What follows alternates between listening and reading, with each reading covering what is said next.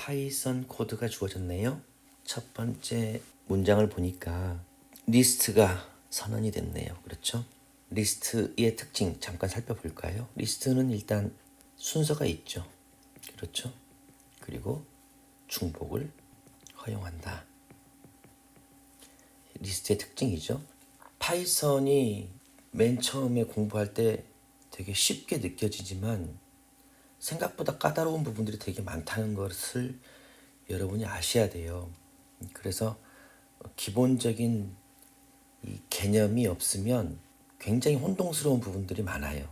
그래서 오늘은 여러분께 혼동되지 않도록 개념을 좀 정리를 좀 해드릴까 해요. 조금은 여러분이 지루할 수도 있는데 프로그래밍 언어는 감으로 푸는 게 아닙니다. 반드시 엄격한 규칙에 의해서 그 규칙을 정확하게 적용하셔야 돼요. 실제 문제를 보면 확실하게 그러한 규칙을 잘 알고 있는지 물어보는 문제들이 대부분 출제가 되기 때문에 여러분들이 그런 기본 개념들을 소홀히 하지 마시고 조금 짜증이 나고 조금 힘들더라도 확실하게 여러분이 알고 가셔야 됩니다. 일단 여기서 한 가지 여러분께 좀 정리해드리고 싶은 게 뭐냐면 이 파이썬의 자료형이에요.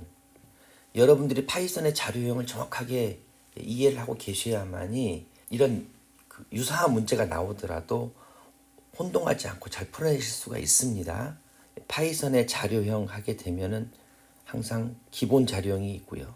그리고 이 주어진 예제처럼 리스트나 집합처럼 컬렉션 자료형이 있죠. 기본 자료형은 정수, 실수, 복소수, 팔진수, 16진수, 부령 자료 이 정도 해가지고 기본 자료형으로 제공이 되고요. 이 컬렉션 자료형이라는 것은 리스트 그리고 튜플 그리고 셋 집합이죠. 그 다음에 여러분 잘 아시는 키와 밸류가 주어진 딕셔너리 이 정도가 있습니다. 그러니까 기본 자료형이냐 컬렉션 자료형이냐에 따라서 일단 여러분이 생각하는 방법을 달리 하셔야 되는 거죠. 기본 자료형 같은 경우는 객체가 아니죠. 객체가 아니고 그냥 말 그대로 그냥 자바나 C에서 주어지는 뭐 정수형 또는 뭐 실수형 이런 형태대로 여러분이 생각하시면 되고요. 이 컬렉션 자료형 같은 경우는 모두 다 객체죠, 객체. 다시 말하면 이 컬렉션이라는 뜻 자체가 모아놓은 거잖아요. 그렇죠?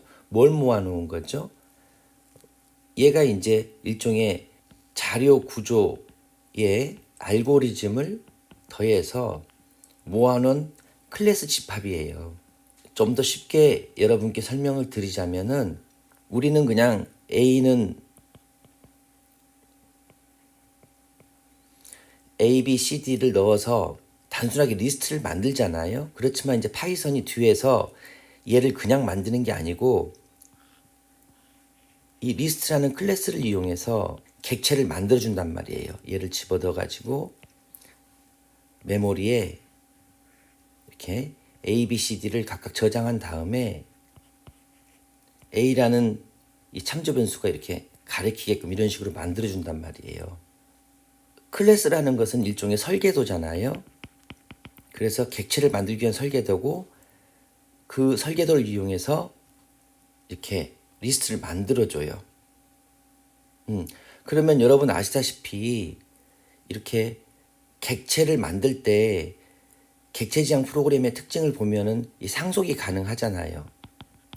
그래서 여러분이 여기 extend나 append라는 메서드를 여러분 선언하지 않았다 하더라도 이 상속을 해준 이 리스트 클래스에서 이미 이런 extend나 append와 같은 메서드를 이미 이 안에서 정의해 놨단 말이에요. 그래서 여러분은 아무 생각 없이 쓴다 하더라도 이런 일들을 쉽게 처리할 수 있는 거죠. 이렇게 여러분이 이런 일들을 쉽게 처리할 수 있도록 미리 그 자료 구조를 모아서 만들어 놓은 것, 이게 컬렉션이잖아요. 컬렉션 자료형은 다 뭐다? 객체라는 거예요, 객체. 이 개념을 가지고 여러분이 문제를 들여다 보셔야 되는 거예요. 아시겠죠? 그래서 뭐 익스텐드나 어펜드라는 이런 메서드가 어떻게 동작하는 건가를 아는 것도 중요하지만 어떤 관점으로 여러분이 이런 메서드를 해석할 것인가가 또 중요한 문제라고요. 그러니까 그런 부분들을 여러분이 놓치지 않고 꼼꼼하게 잘 살피셔야만이 비슷한 문제가 나왔을 때 혼동하지 않고 딱딱 풀어내실 수가 있는 거예요. 댓글 통해서 질문 들어온 내용들을 보면 너무 기초적인 내용들 또는 감으로 하시려고 하는 분들이 되게 있는 것 같아서 제가 이 말씀을 드리는 겁니다. 오늘은 그래서 이제 리스트에 대한 부분들을 좀 더 심도 있게 살펴보고 왜 이런 결과가 나오는지에 대한 이야기를 좀 하려고 해요.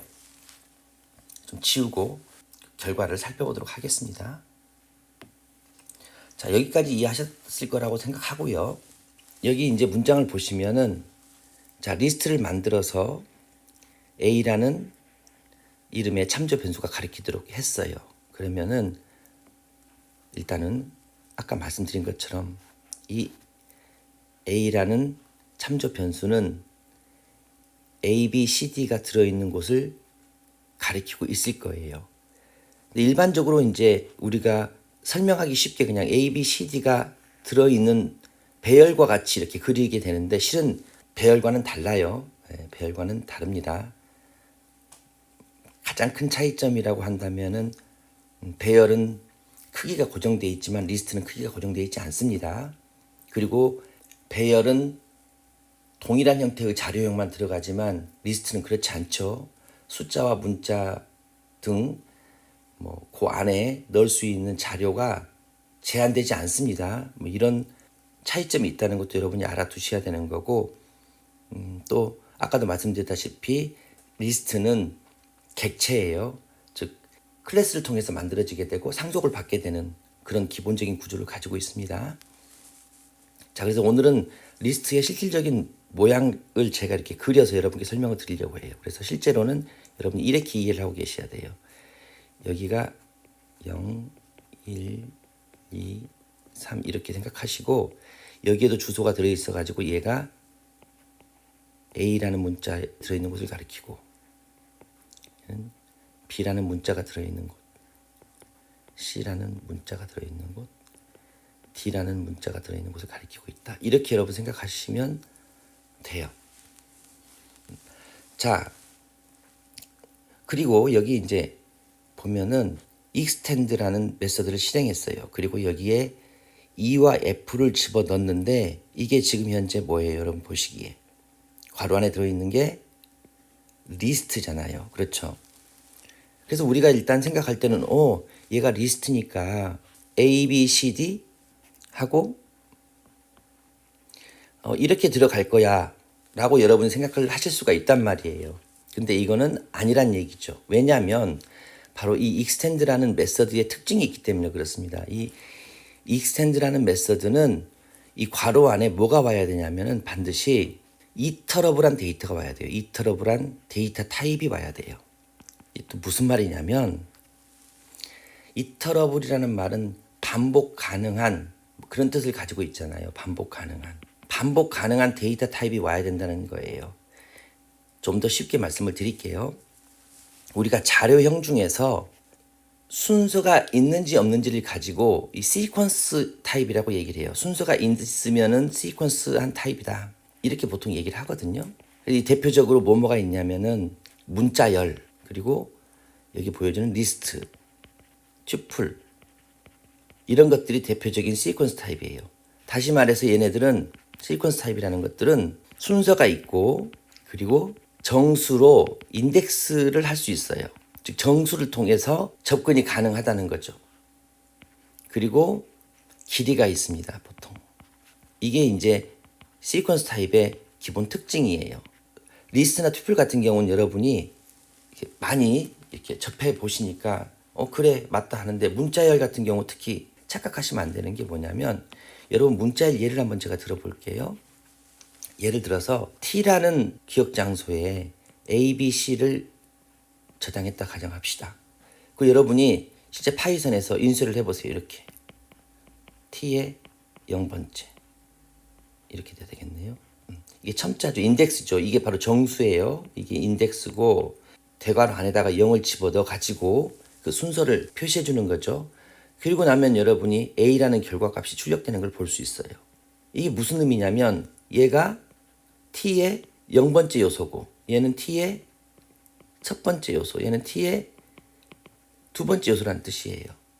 다시 말해서 얘네들이 뭐가 있다는 거예요. 이미 순서가 있는 거잖아요. 순서가. 그리고 정수를 통해서 인덱스를 할 수 있잖아요. 인덱싱을 할 수 있잖아요. 그렇죠? 그리고 당연히 길이가 있죠. 세 개의 크기를 가지고 있잖아요. 그렇죠? 이런 식으로 자료형 자체가 뒤에 오는 이 괄호 안에 오는 이 자체가 어떻게 돼야 된다? 반드시 시퀀스 타입의 자료형이 와야 된다는 얘기예요. 좀 더 여러분에게 쉽게 설명하자면 만약 이렇게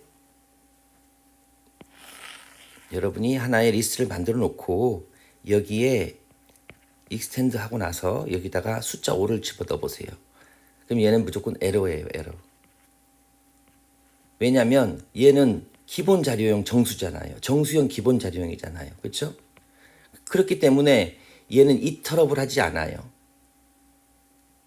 즉 반복 가능한 형태가 아니란 얘기예요. 그래서 이렇게 그 반복 가능한 형태의 자료형이 오지 않으면 익스텐드라는 메서드는 사용할 수 없다는 것을 여러분이 먼저 알고 계셔야 되는 거예요. 이해가 가시나요? 여기 반복 가능한 부분에 대해서 조금 더 제가 보충 설명을 드리자면 이런 거예요. 여러분이 자바의 프레임워크라든가 C++의 STL 부분을 보면 그런 얘기들이 많이 나오는데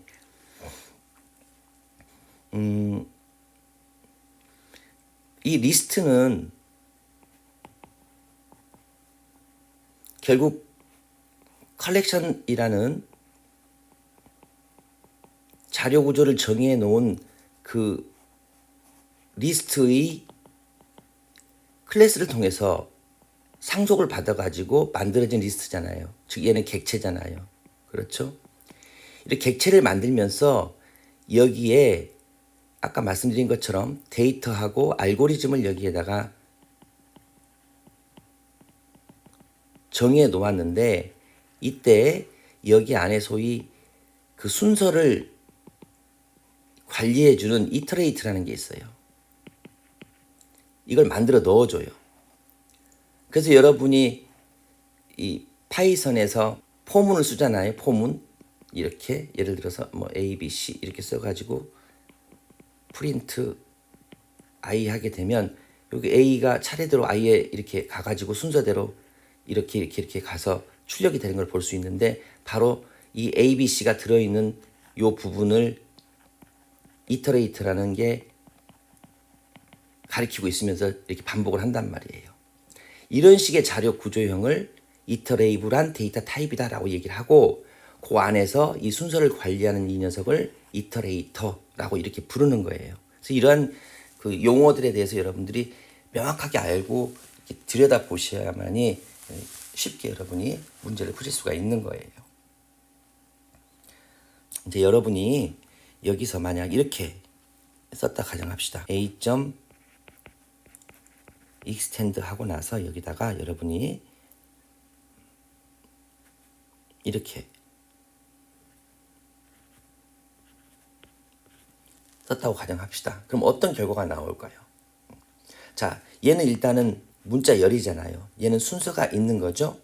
시퀀스 타입의 자료형 맞잖아요. 그럼 결과가 어떻게 나오냐면은 A는 아까 기존에 있는 A, B, C, D 그대로 나오고요. 요 뒤에 다시 A하고 B가 이렇게 붙을 거예요.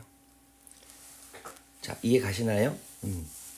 즉 이터러블한 데이터 타입이 오기 때문에 요 안에 직접 이 부분으로 들어가서 요거 하나하나를 순서대로 가져다가 붙여주는 거예요. 아시겠죠? 자, 그럼 만약 우리가 또 예를 하나 더 들어볼게요.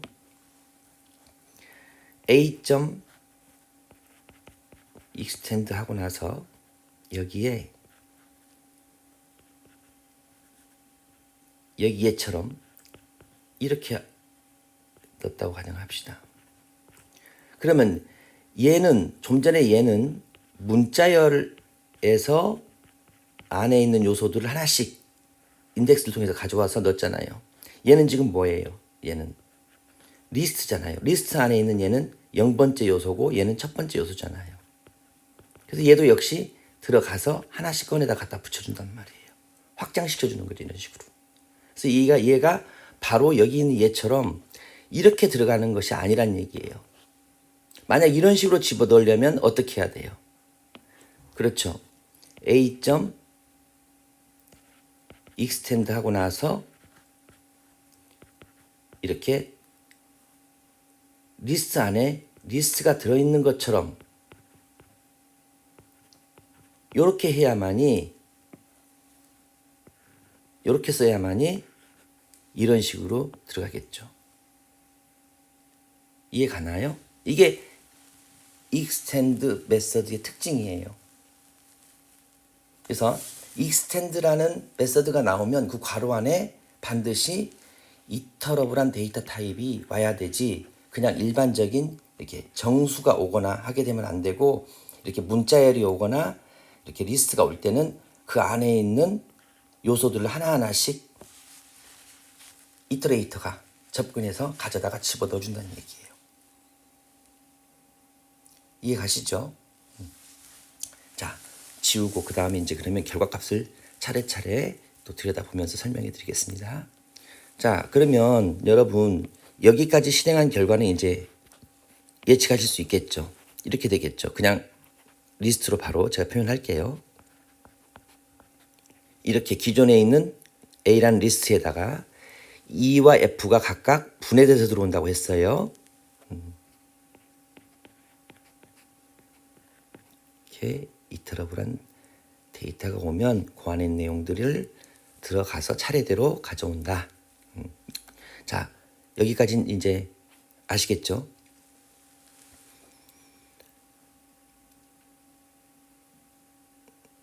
그 다음에 이제 append라는 문장을 만났어요. 이 append는 어떤 역할을 하냐면은 반드시 하나씩밖에 추가하지 않아요. 그러니까 그 맨 마지막, 맨 뒷부분이죠. 맨 뒷부분에 자료를 추가하는데 반드시 어떻게 한다? 한 개씩밖에 안 해요. 한 개씩. 이해 가죠? 그래서 예를 들어서 여러분이 append 이런 식으로 이 했다 그러면 당연히 얘는 성공적으로 들어갈 거예요. 근데 여러분이 만약 이런 식으로 두 개를 넣으려고 해요. 그럼 얘는 하나, 두 개잖아요. 지금 각기 다르잖아요. 얘는 안 되는 거죠. 만약 여러분이 이렇게 썼다고 합시다. 얘는 하나예요. 그렇죠? 하나의 문자 열이란 말이에요. 그래서 얘는 들어가겠죠. 그렇죠?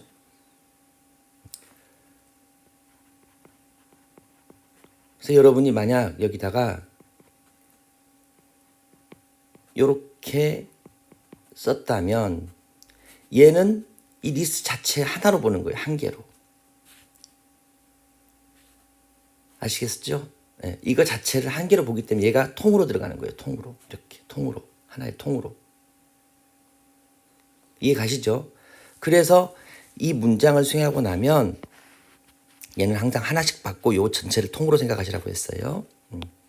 하고 나면 당연히 이제 아까 여기 F까지 쭉 나온 건 똑같겠고, 여기 이제 이렇게 E와 F의 문자를 요소로 갖는 리스트 하나가 이렇게 더 추가가 되겠죠. 그래서 출력하라고 했으니까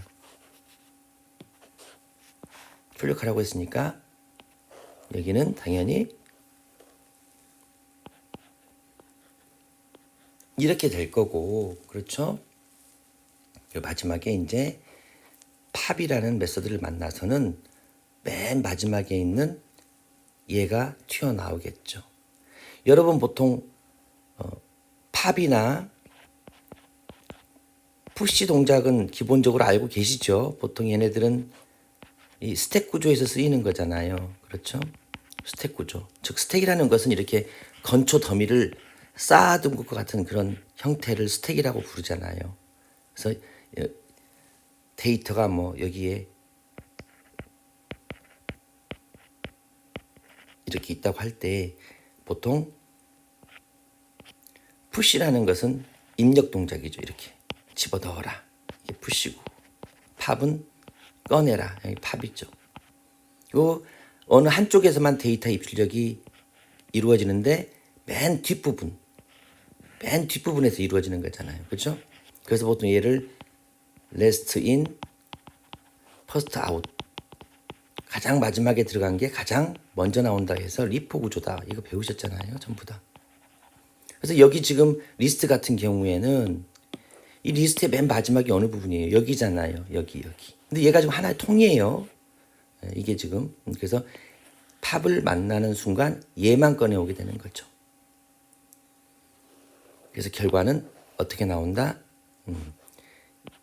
E와 F가 들어있는 이 리스트가 이렇게 출력이 될 거다.